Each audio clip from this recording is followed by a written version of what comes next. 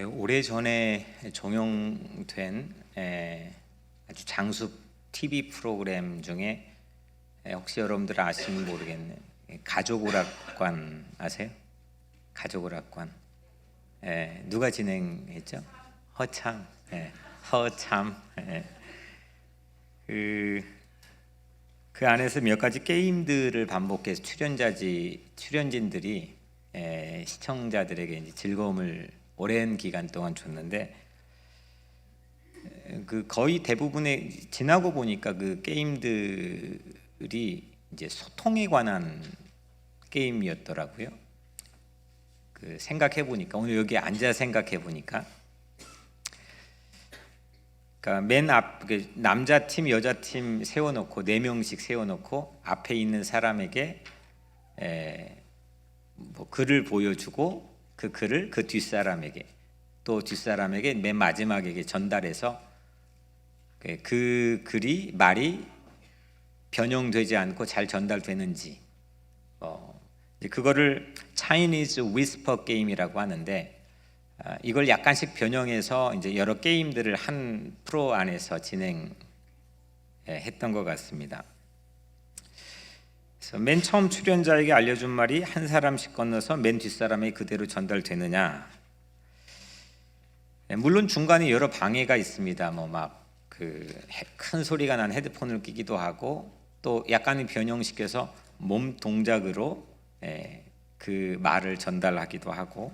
근데 의외로 막판에 와서 거의 못 맞춥니다. 그 맨 뒤에 와서는 다른 말로 완전히 왜곡이 되어가지고 사람들에게 재미를 더해줬던 그런 프로였던 것 같습니다. 나라는 각자의, 여러분들 각자의 지나온 세월도 어찌 보면은 가족 오락관 게임과 매 한 가지라고 생각을 합니다. 매 시간마다 나라는 사람이 잊혀지지 않고 복사가 되기 때문입니다. 물론 성숙하게 자라기도 하고, 또 어린 시절 사진과 전혀 다른 모습이 되기도 합니다. 하지만 똑같은 사람입니다. 그냥 옛날도 조원태고 저도 조원태, 지금도 조원태입니다. 어제의 내가 오늘 나로 카피가 되어서 그대로 존재한다. 상당히 신기한 일입니다. 이게 삶인 거죠. 살아있다는 거죠. 물론 이 카피가 되는 복사의 순간순간마다 우리의 삶 속에서는 아슬아슬한 찰나도 있습니다. 내가 사라져버리고 전혀 다른 방향으로 왜곡이 되어버리고 내가 변형이 되어버릴 수 있는 그런 아슬아슬했던 삶의 찰나도 있습니다. 그런데 오늘 내가 여기 있다는 것은, 여러분들이 오늘 이 자리에 앉아 있다는 것은 그 아슬아슬했던 순간들을 다 지나서 나의 복사, 나를 카피했던 복사가 태어날 때부터 중단되지 않고 하나님께서 오늘 이 자리까지 인도하셨다고 하는 증거라고 저는 믿습니다. 사실 기적 같은 일입니다. 이게 중단되지 않고 오늘 나라는 카피가 한 시간마다 또 다른 나로, 매 분마다 또 다른 나로, 오늘 여전히 나로 이 자리에 있다는 것. 물론 내가 왜곡되어 나로 잘 알아보지 못하게 하는 것들도 있습니다. 뭐 생김새뿐만 아니라 성품이나 가졌던 꿈이나 여러 가지가 변형이 될 수가 있습니다. 어제 아내가 제 사무실을 청소를 해주다가 오래된 것들을 발견해 제게 전해주었습니다. 먼저는 2007년도 신방 노트, 이제 전 교회에서 신방 노트였습니다. 매 주일마다 한 페이지의 신방 계획을 쓰고 신방을 한 일지를 저 스스로 작성한 신방 노트였습니다. 근데 저 깜짝 놀랐는데 매 주일 80명을 신방했더라고요. 어떻게 그리 신방했을까 싶었는데 여튼 거의 매 주일 70명에서 80명 정도를 신방했습니다. 2005년도 매일 기도 노트도 전해받았습니다.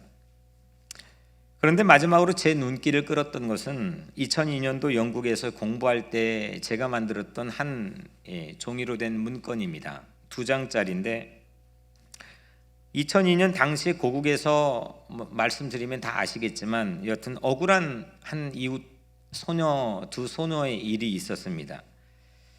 그래서 제가 마음에 의문이 있어서 제가 글을 쓴 문건을 가지고 영국에 살고 있는 영국 버밍엄에 살고 있는 한인들을 한 명씩 다 만나고 다니면서 그 문건을 전달했던 그 문건입니다.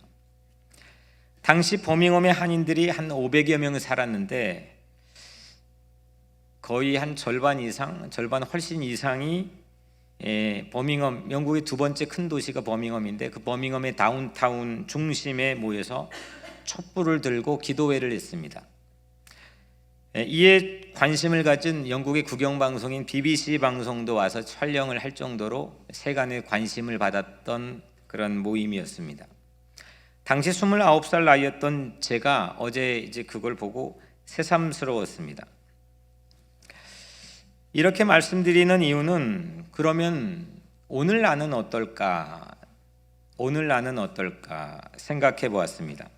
물론 저는 똑같은 조원태라고 하는 사람은 멈추지 않고 오늘까지 복사되어 카피되어 왔지만 혹 그 안에 그 과정 안에서 변질되고 또 왜곡된 저의 복사된 모습은 없을까 생각하고 성찰해 보았습니다.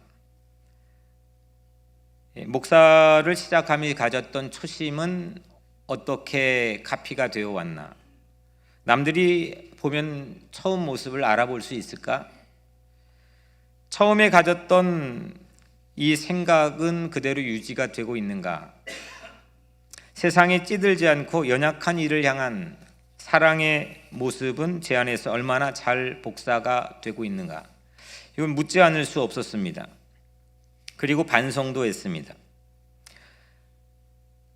서두에 말했던 이 가족 오락관의 말잇기 게임처럼 어쩌면 우리는 한 인생 안에서 나의 제대로 된 복사 게임을 하고 있지는 않을까 생각해 봤습니다. 그리고 나 안에서 하나님의 형상이 왜곡되고 어그러지고 파괴되고 부서지는 그런 일들이 아니라 나 안에서 하나님의 형상을 잘 카피하고 복사해서 오늘 나의 모습까지 와도 나도 알아볼 수 있고 누구도 알아볼 수 있는 그런 모습인지 그런 인생 게임을 하고 있는 건 아닐까 생각해 봤습니다. 여러분들은 어떻습니까?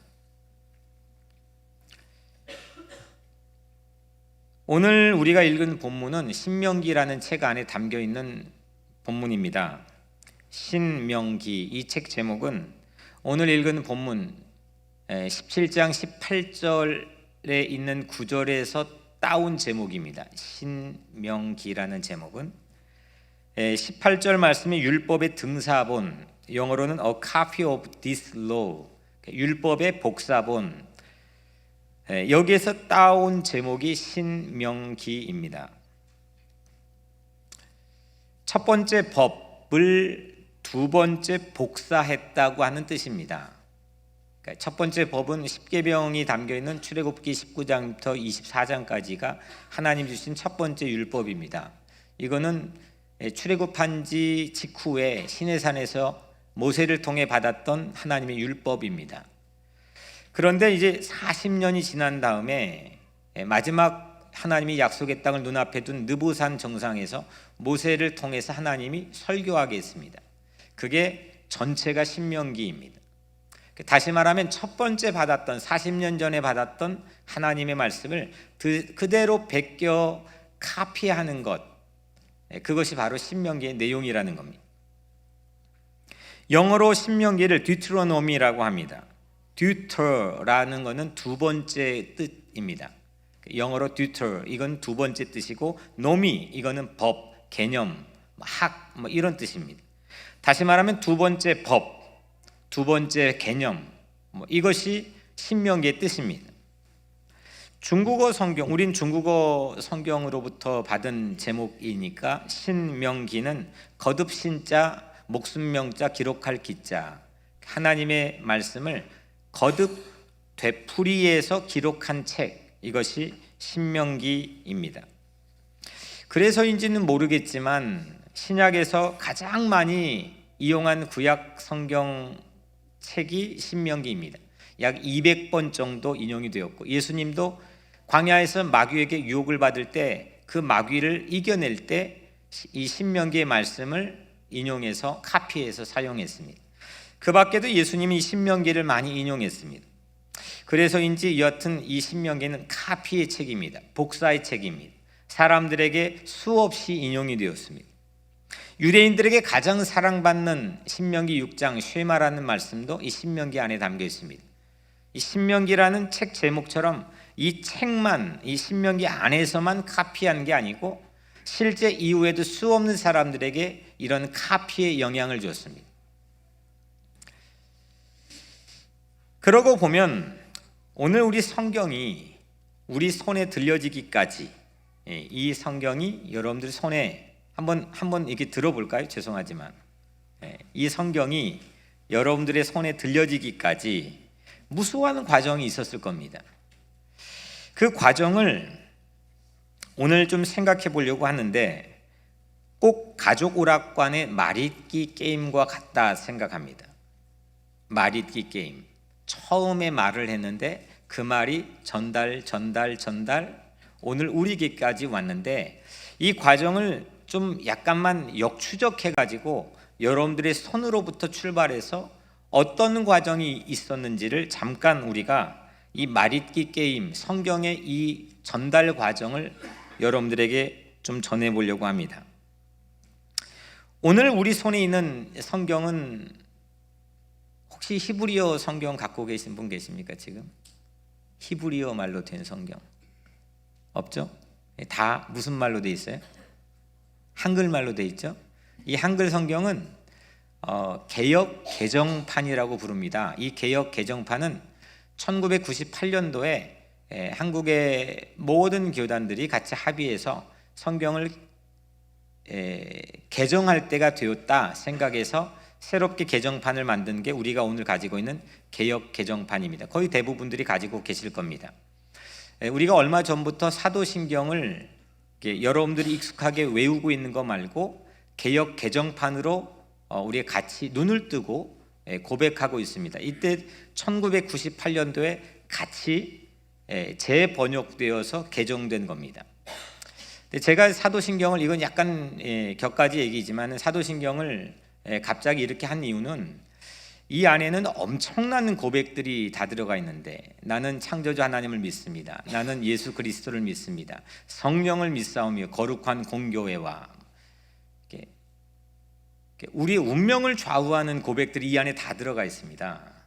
이걸 정말 성심성의껏 충심으로 이 고백을 할 수 있으면 우리의 영원한 운명이 결정되는 아주 촉매 역할을 할 수 있는 겁니다. 근데 우리가 익숙해지고 매너리즘에 빠지다 보니까 눈을 감고 기도하는데 이 사도신경을 외울 때 이게 무슨 고백인지 잘 모를 때가 있습니다. 그래서 제가 한 1년 정도 눈을 뜨고, 이게 사실 기도문이 아닙니다. 주기도문과 다르게 이거 사도신경은 사도들의 신앙 고백입니다.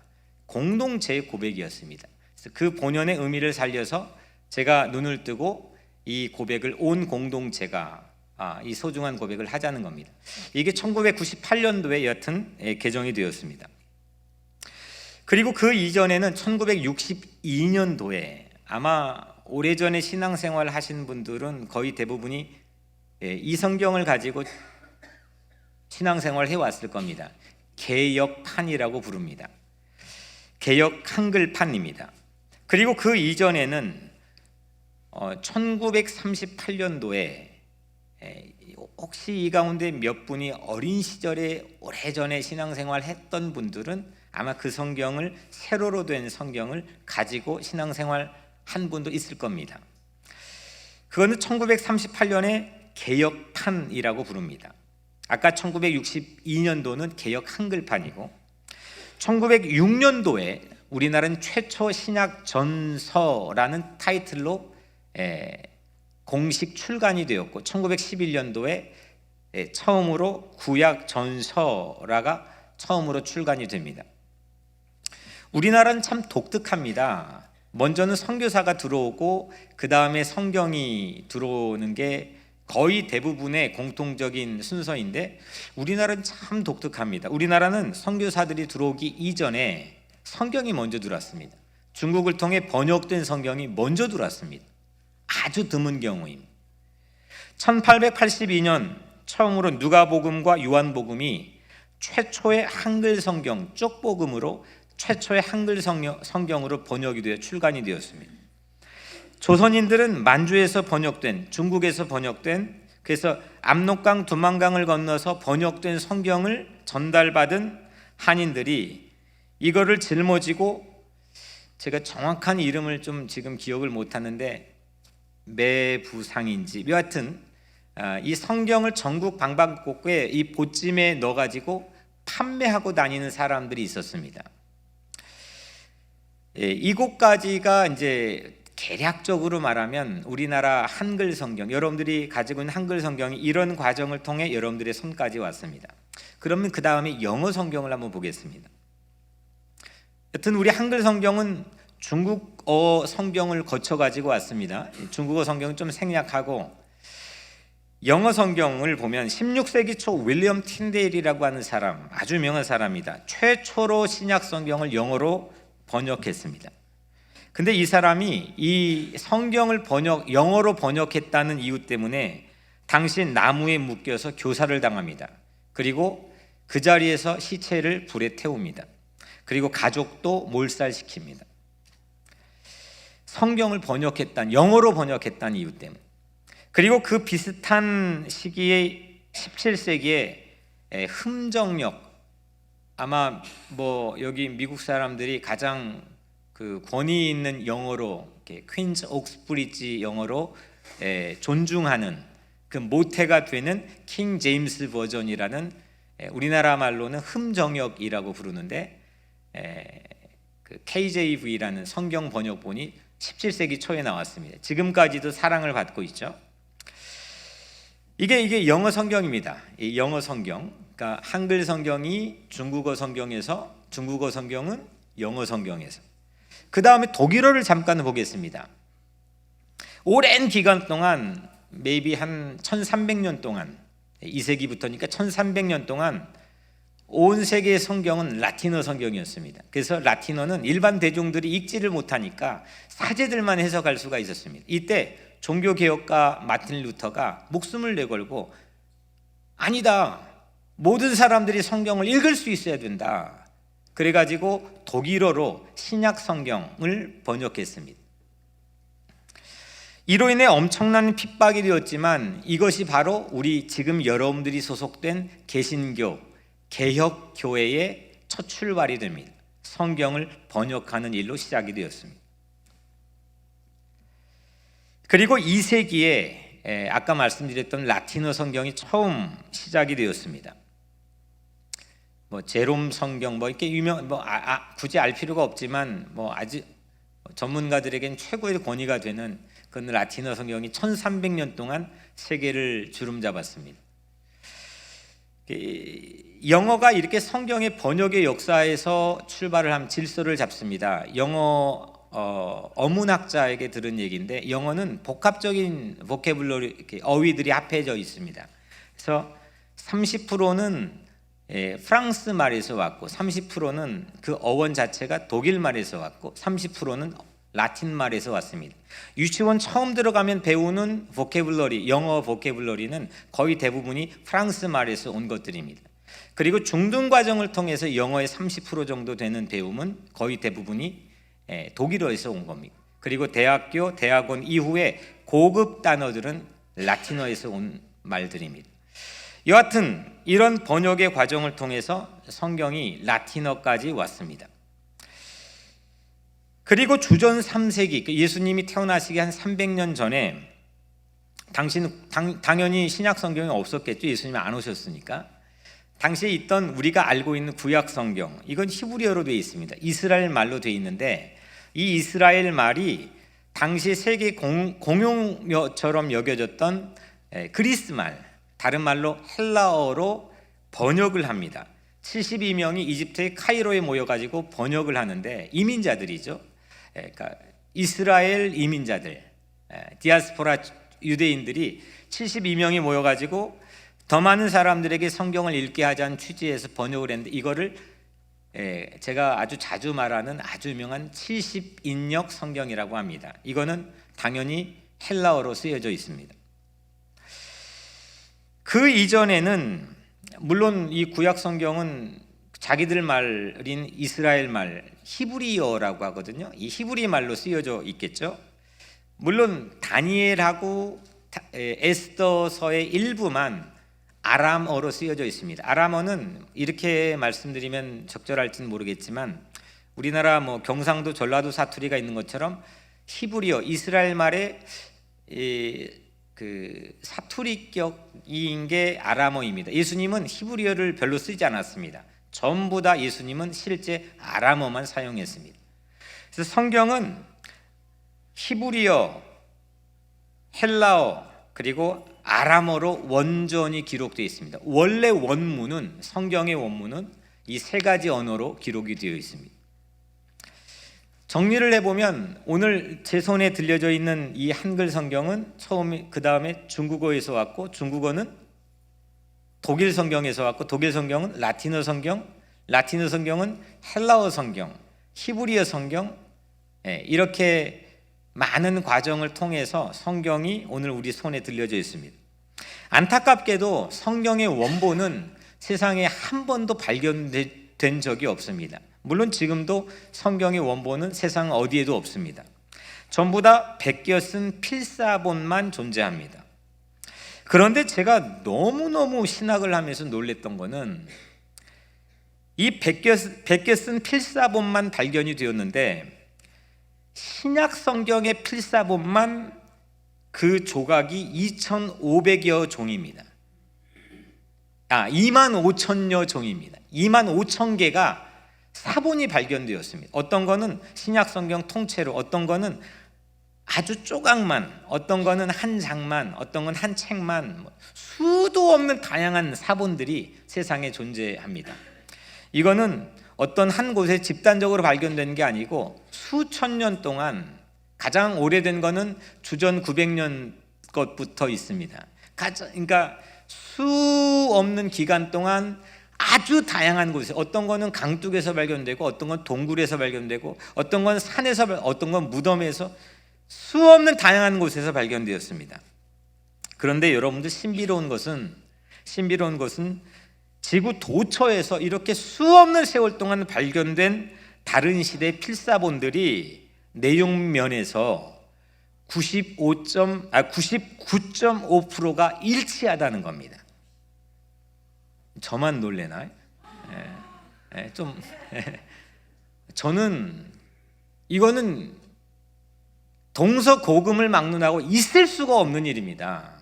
아니, 4명만 세워놓고 말잇기를 해도 이게 말의 전달 과정에서 왜곡이 되고 변형이 되는데, 똑같은 시간, 똑같은 장소에서 1500년 동안, 수없는 세월 동안 사람들이 베껴 쓰고 그 딱 한 언어가 아니라 수없는 다양한 언어로 수없이 다른 시대에 수없는 다른 사람들의 배경을 가진 이 필사본들이 세상에 이곳저곳에서 발견되는 이 필사본들의 정확률이 99.5%, 오차율 0.5%인가요? 그러면 0.5%입니다.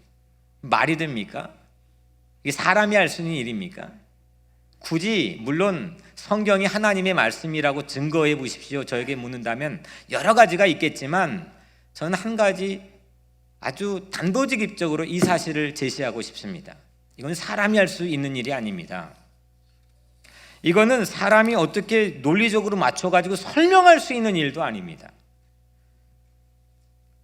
이렇게 성경은 수없는 필사에 의해서 복사되어 왔습니다. 근데 어떤 왜곡도, 어떤 변질도, 어떤 변형도 없었다는 겁니다. 성경을 한 얘기 에피소드만 잠깐 전해드리면, 이 사람들이 이 성경을 필사하다가 동굴에서 아주 청결한 장소에서 필사를 합니다. 뭐 대충 필사하는 게 아니고, 그리고 여호와를 이 사람들은 여호와로 쓰고 읽을 때는 아도나이로 읽습니다. 최고의 경어입니다. 그런데 하나님의 단어가 나올 때마다 멈추고 밖에 나가서 발을 씻습니다. 손을 씻습니다. 그리고 다시 들어와서 필사를 합니다. 앞에선 불러주고 이 사람이 적는데 당시에 인쇄기가 있습니까? 복사기가 있습니까? 아도나이 나오면 또 가서 발을 씻고 손을 씻고 또 돌아가고 싶습니다. 성경에 하나님이 한두 번 나옵니까? 이런 정성과 이 혼신의 힘을 다해가지고 이곳저곳에 성경이 수없는 필사본들이 발견되었습니다. 그리고 오늘 여러분들의 손에 들려졌습니다. 이거는 40불 50불 팔아서는 저는 참 이게 그렇다는 생각이 듭니다. 이건 40불 주고 50불 주고 사지만 이거는 300불 3000불 3만 불의 가치가 넘는 거 아니겠습니까? 이런 자긍심이 기독교인들에게 없어졌다는 게 오늘 교회의 위기입니다. 핸드폰 키면 나오는 거고, 어디든지 가면 서점에 쉽게 구입할 수 있는, 요즘엔 아마존으로 구입하면 집으로 배달이 오고, 이렇게 편의주의에 빠지다 보니까 이 엄청난 과정을 거쳐서 기적 같은 하나님의 일로 오늘 우리 손에 들려있는 이 성경의 무고한 가치를 우리는 알지도 못하고 깨닫지도 못합니다. 제가 그래서 일생에 한 번 제가 설명할까 말까, 설교에서 할까 말까 한데 시간을 들여서 좀 약간 학적인 얘기를 여러분들이 소개해 드린 겁니다. 15세기 독일에서 구텐베르크라고 하는 사람에 의해서 인쇄술이 발명되기 이전까지 이 필사는 전부 다 잉크와 펜으로 했습니다.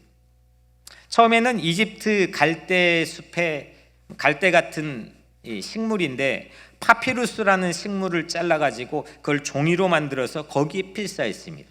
그 다음에는 양 껍질을 말려가지고 종이로 만들어 그걸 양피지라고 부릅니다.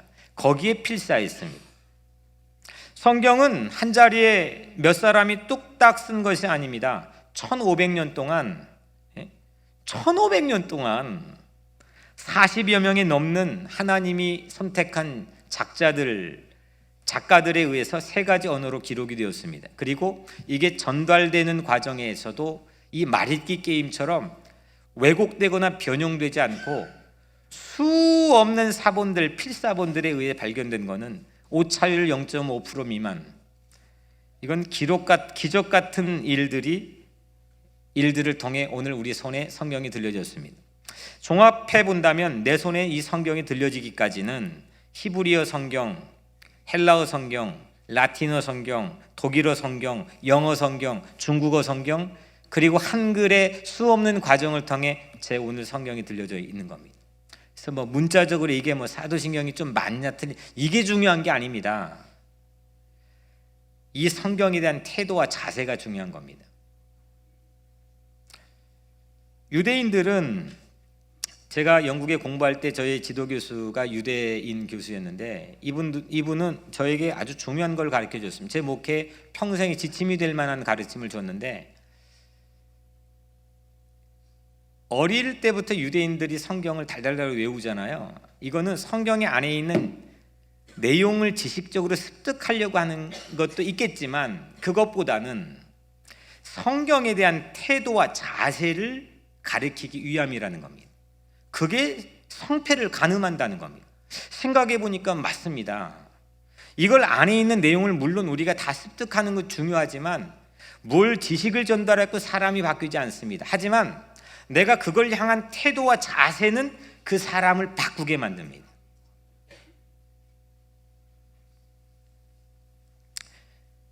성경이 우리 손에 들어오기까지 하나님은 셀 수 없는 많은 사람들을 동원했습니다. 목숨을 걸고 필사한 사람들, 국경을 넘어 그걸 전달하고 투옥되어 목숨을 잃기도 한 사람들. 제 신학교 동기 한 명 중에 저랑 가장 친한 친구 중에 한 명이었는데, 이 친구는 인도 선교사로 갔습니다. 그런데 3개월 동안은 한국에 와서 자비량 선교를 하기 위해 트럭을 몰고 꽃을 팝니다. 그리고 그 돈을 모아가지고 인도로 또 들어갑니다. 무슨 일을 했느냐? 성경을 윤전기라고 하나요? 그거를 구입해가지고 성경을 밀어가지고 전부 다 복사를 합니다. 그걸 만듭니다. 근데 그 지역 자체가 가장 인도에서 위험한 내전 지역입니다. 동북부에 있는 늘 사람이 죽어나가는 그런 지역에 조그만 오토바이를 타고 와서 마을 사람들이 성경을 전달합니다. 목숨을 내놓고 하는 겁니다. 그건 세 발의 피겠죠. 수없는 사람들의 과정을 통해서 오늘 여러분들의 손에 이 성경의 가치가 올려져 있는 겁니다. 그냥 이 성경이 하나님 말씀, 물론 하나님 말씀 믿고 있죠. 그 입으로 입 발린 소리로 그냥 믿고 있다고 하는 것은 별 중요하지 않습니다. 이 성경에 대한 내 삶의 자세와 태도입니다. 하나님은 오늘 지구상의 거의 대부분의 지역에 성경을 보급했습니다. 성경을 읽게 하고 있습니다. 그것도 기적입니다. 오늘도 하나님의 말씀은 살았고 운동력이 있어서 그 말씀을 읽고 듣고 쓰고 외우는 모든 자들에게 새로운 거듭난 삶을 주시고 영원한 삶을 허락해 주시는 줄로 믿습니다. 여러분들 10년만 지나도 제가 아까 제 아내가 준 3가지 종류를 유추해 가지고 17년 전, 15년 전 그때와 제가 말잇기 게임처럼 저를 그대로 투영하여 카피가 되고 있는가 저를 스스로 반성하고 성찰했던 것처럼 10년만 지나도 내 인생의 필사는 변질됩니다. 변형됩니다. 바뀝니다. 왜곡이 됩니다. 그런데 하나님 말씀은 수천 년이 지나도 한결같음을 믿으시길 바랍니다. 10년이 아니라 하루 안에서도 나 자신을 필사하는 것은 아침 저녁 조석으로 바뀌는 게 내 마음 아닙니까? 하지만 나를 인도하시는, 나를 붙잡고 있는 하나님의 말씀은 수없는 사람들에 의해 필사되었을지라도 여전히 변함이 없는 것을 믿으시길 바랍니다. 그래서 여호와의 율법인 성경을 즐거워하고 그 성경을 주야로 밤낮으로 묵상하는 사람을 뭐라고 했죠? 복 있는 사람이라고 성경은 말씀했습니다. 성경을 주야로 묵상하는 사람은 시냇가에 심은 나무가 철을 따라 열매를 맺고 그 잎사귀가 마르지 않는 것처럼 모든 일이 다 형통하는 것은 그 이유는 성경을 읽는 내가 근사해서가 아니라 이렇게 흔들리는 나를 붙드는 성경이 한결같은 능력이 있기 때문입니다. 우리 교회는 경년제로 사순절이 되면 어린이부터 어른까지 온 교인이 성경 한 권을 100등분으로 나누어서 필사를 합니다. 신청을 받아서 그 각 사람이 그 정해진 부분에 필사를 합니다. 성경을 필사하면 많은 은혜를 받습니다. 오늘 본문에는 왕이 해야 할 일을 말씀합니다. 왕이 되면 가장 먼저 뭘 해야 되는지를, 이스라엘 사회의 왕이 되면 가장 먼저 해야 될 일을 오늘 본문은 우리에게 알려줍니다. 18절에 그가 왕위에 오르거든 이 율법서의 등사본을 레위 사람 제사장 앞에서 책에 기록하여. 왕위에 오른 사람이 가장 맨 먼저 해야 될 일이 뭐냐? 레위인 제사장들의 감독 아래 계시의 말씀을 두루마리를 펴놓고 필사하는 것입니다. 이게 왕이 첫 번째 해야 될 일입니다. 예수 믿는 사람을 사도 바울은 베드로는 뭐라고 했느냐? 예수 믿는 사람을 왕 같은 제사장이라고 했습니다. 우리는 왕이신 주님의 자녀들입니다. 아멘? 아닌 분도 있나요? 그래서 여러분들은 왕족입니다. 로얄 패밀리입니다. 아멘 한 분만 로얄 패밀리인가 봅니다. 왕족은 가장 중요한 게 마음이 흔들리지 않아야 됩니다. 맡겨준 일들이 얼마나 많습니까? 이 마음이 흔들리면 안 됩니다. 그래서 왕위에 올라 처음 해야 될 일이 뭐냐? 도무지 흔들릴 생각을 하지 않는 하나님의 말씀을 베껴 필사하는 일을 하는 겁니다. 오늘 19절에 보면 평생에 자기 옆에 두고 읽어. 그러니까 그 필사한 성경을 평생에 그 왕은 자기 옆에 두고 읽어라 이겁니다. 그리고 그의 하나님 여호와 경외하기를 배우며, 필사한 성경 속에 하나님을 경외하는 것이 무슨 뜻인지를 배우라는 겁니다. 여러분들 바로 이겁니다. 여호와 경외하기를 배우라. 여호와 경외하는 건 뭡니까? 여호와를 경외하는 것은 여호와의 속성을 연구하는 게 아닙니다. 여호와가 누군지를 탐구하는 게 아닙니다. 여호와 경외하는 것은, 여호와를 존중히 여기는 것은 여호와에 대한 태도와 자세입니다. 하나님에 대한 태도와 자세입니다. 하나님을 많이 그 속성들을 공부하고 알아가지고 내 삶이 변화되는 게 아니라 하나님에 대한 태도와 자세를 교육할 때 그 사람이 바뀌고 운명의 개척이 되는 겁니다. 모든 성패는 태도에 달려 있습니다. 자세에 달려 있습니다. 마음을 다하고 뜻을 다하고 힘을 다하여 주 여호와 하나님을 사랑하라. 마음을 다한다는 거예요. 뜻을 다한다는 것, 힘을 다하고 하나님을 사랑한다는 것. 아니, 이렇게 마음을 다하고 뭔가를 사랑하는데 안 될 게 뭐 있습니까? 뜻을 다해 가지고 사랑한다는 게 그게 뭐 안 될 게 뭐가 있겠습니까? 마음을 다하고 뜻을 다하고 힘을 다하여 하나님을 사랑하라는 것은 하나님을 대하는 태도입니다.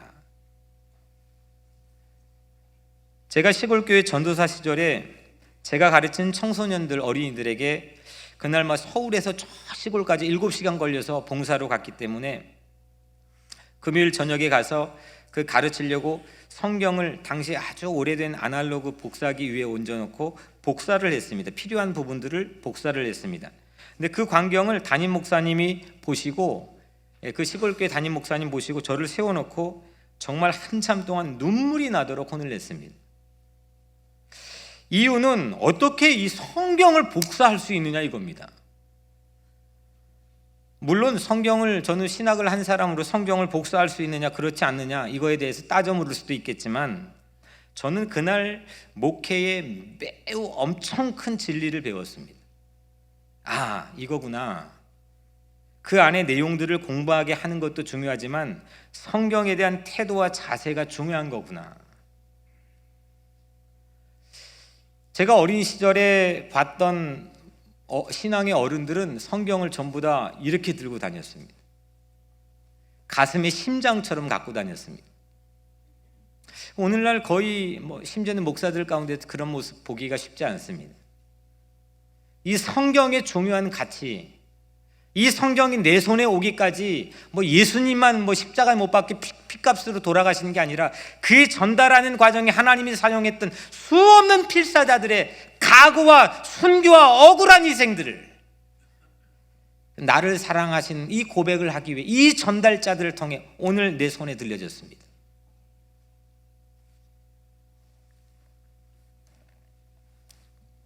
그의 하나님 여호와 경외하기를 배우며 성경을, 하나님을 대하는 태도와 자세를 내가 필사한 성경을 옆에 두고 읽으면서 일평생 배우라는 게 왕의 첫 번째 해야 될 책무입니다. 그리고 이 율법의 모든 말과 이 규례를 지켜 행할 것이라. 그 말씀대로, 필사한 그 말씀대로 성심성의껏 그대로 지켜서 행하라 이겁니다. 행동하고 실천할 수 있는 힘까지 그 필사한 성경이 왕에게 주었습니다.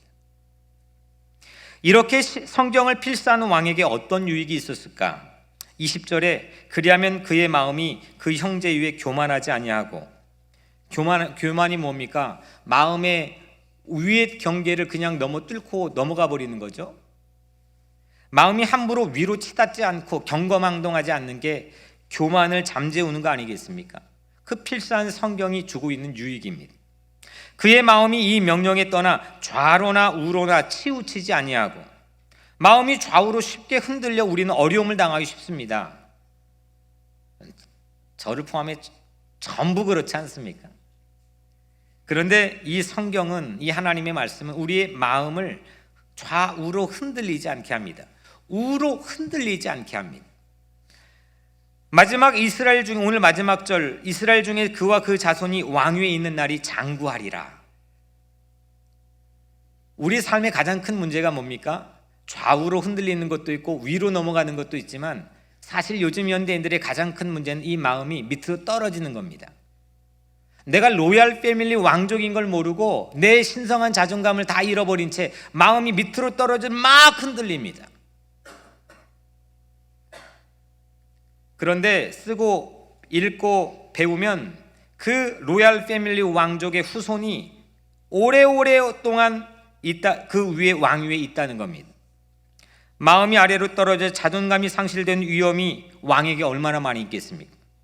그때마다 필사한 성경은 마음이 아래로 떨어지지 않도록 그 왕을 지켜주는 겁니다. 그 왕족을 지켜주는 겁니다.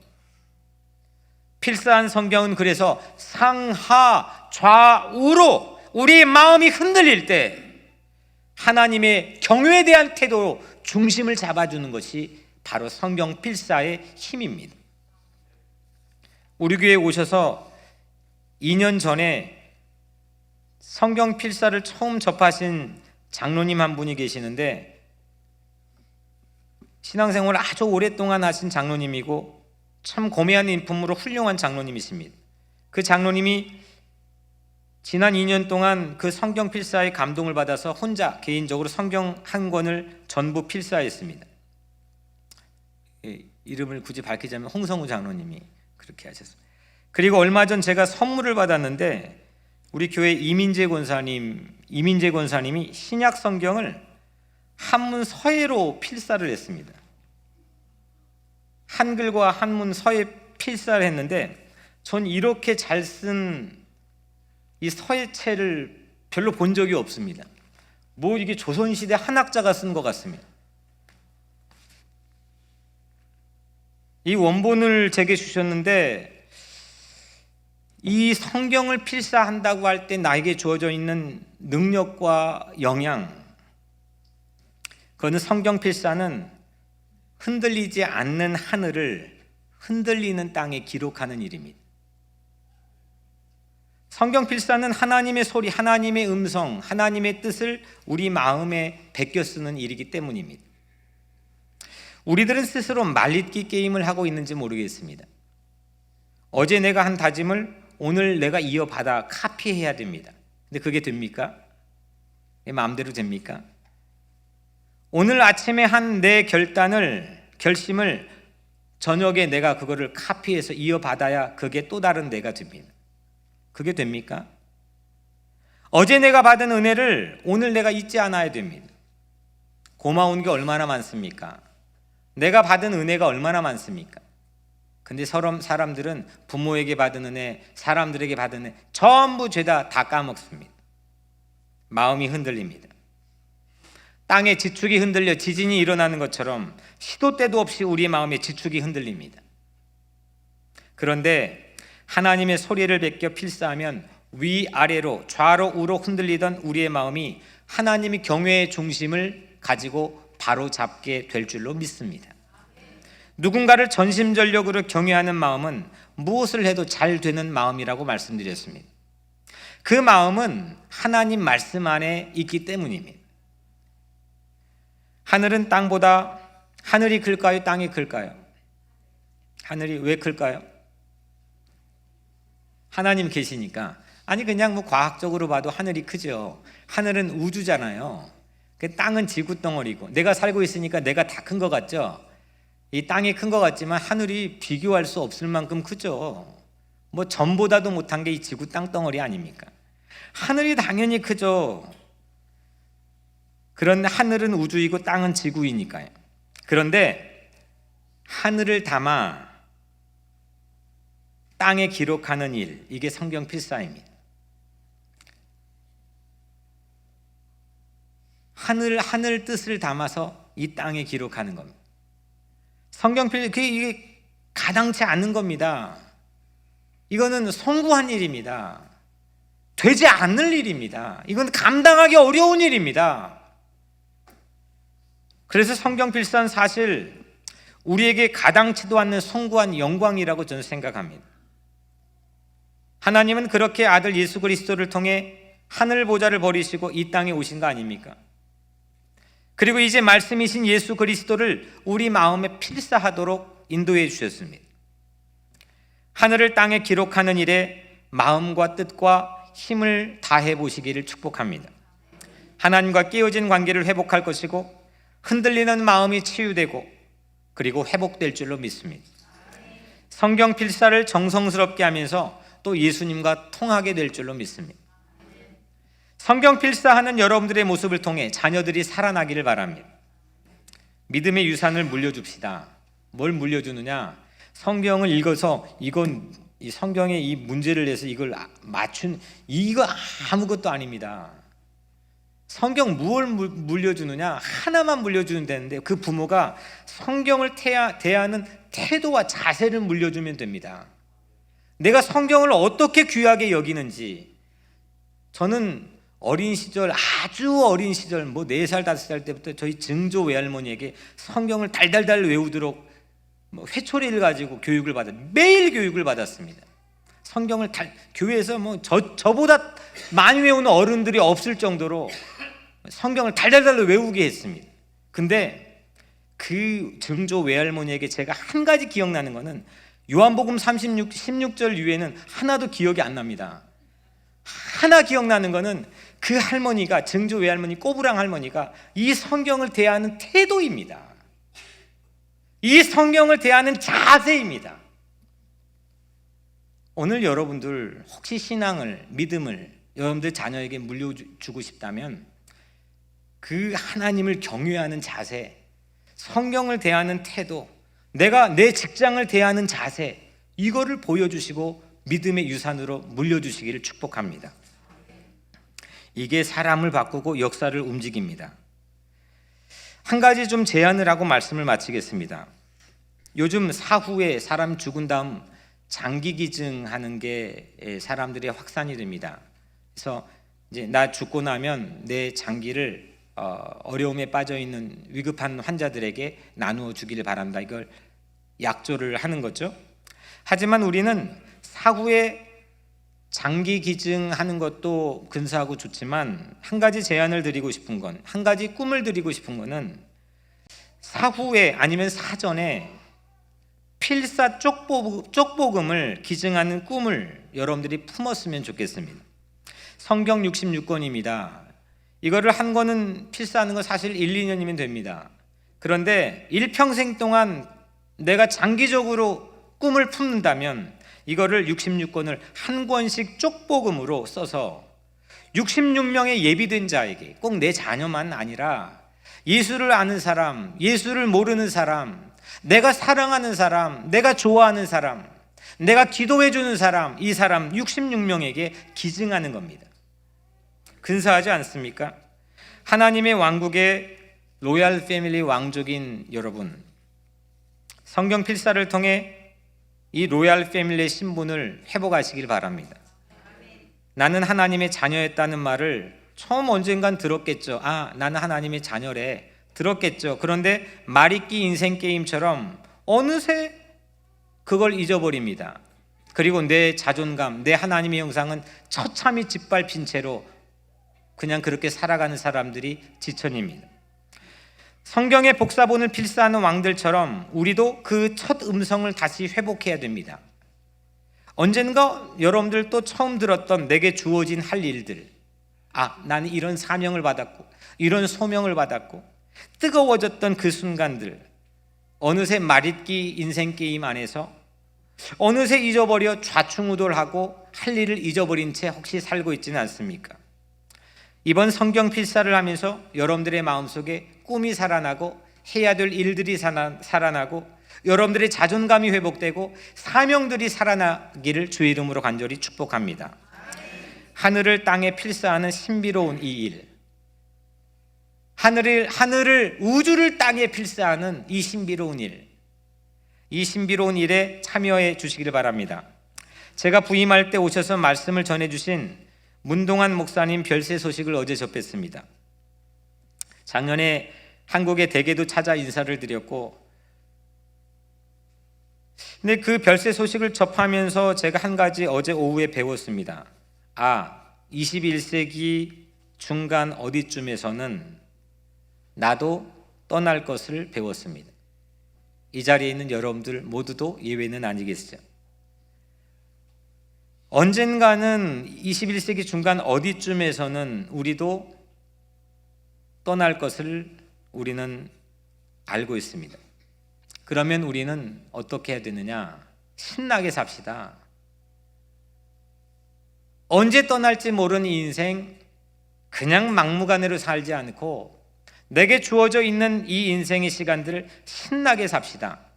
주변 눈치 보지 말고 머뭇거리지 말고 주저하지 말고 필사가 준 흔들리지 않는 그의 넓은 우주의 가슴을 원하는 대로 실천 행동하면서 담대하게 사시길 바랍니다. 이것이 하나님의 왕국의 왕족들이 걸어가야 될 그 숭고한 삶이고 길입니다. 그 길을 걸어가는 여러분들 모두가 승리하기를 예수의 이름으로 축복합니다. 기도하겠습니다.